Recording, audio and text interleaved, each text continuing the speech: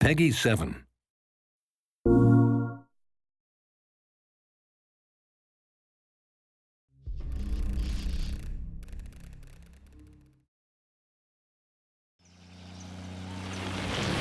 So to open the movie, I wanted a very non-typical Wipeout shot with a vehicle pass by which was almost abstract. So if you're a long-time fan of the series and think back to the original backstory for Wipeout, it's also a metaphor for a particular moment in the life of Pierre Belmondo, the creator of anti-gravity technology. Wipeout 2048 is all about going back to where it began, so we thought it'd be really cool to include some visual references like this one that are metaphors to emphasise that point.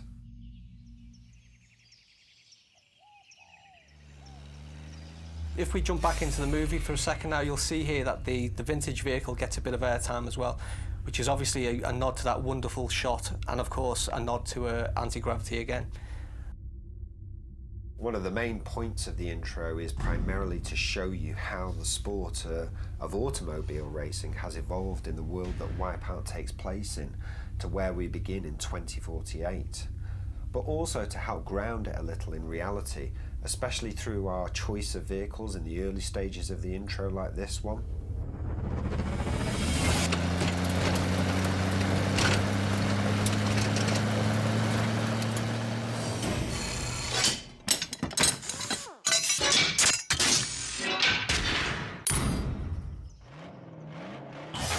The next transition takes us to an intermediate stage. We call this shot Blueprint. It's kind of like the design that actually never made it into real life. The next stage we go into a transition into the open-wheeled contemporary racing category.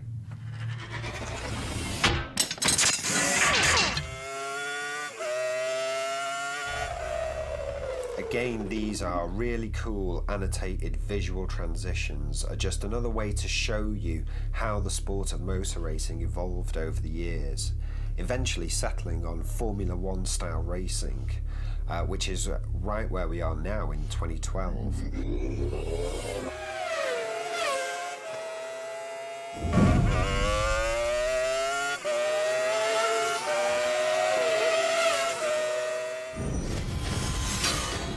So if you blinked, you may have missed the Pfizer logo appearing in the top left corner there.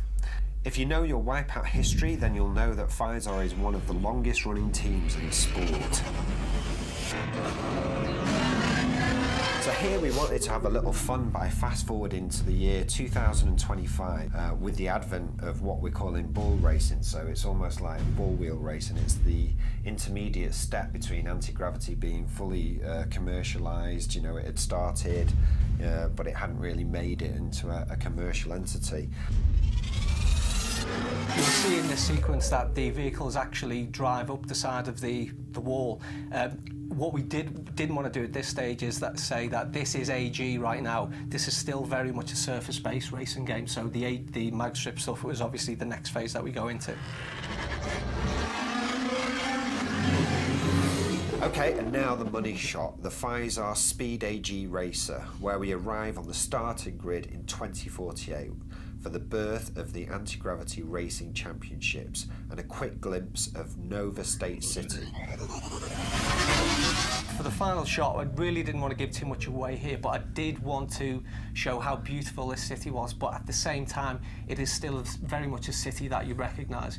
You know, we've got this beautiful vehicle speeding up the mag strip in the centre of it, which suggests the future, but the buildings on either side are very much contemporary sort of style, but the higher up we go, we see that the technology is changing in construction, and we also see the fact that we've got a lot more airborne vehicles in there, again, giving a bigger indicator of the year that we're actually in right now. So really what we want you to take from this intro is that although Wipeout is about the racing, and that's what we're focusing on, there's so much more at play here behind the scenes.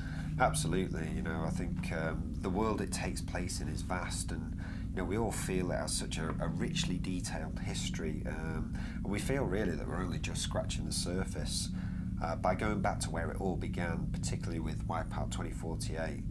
And with that in mind, watch this space, you know, maybe there's possibilities in the future for where we could explore further.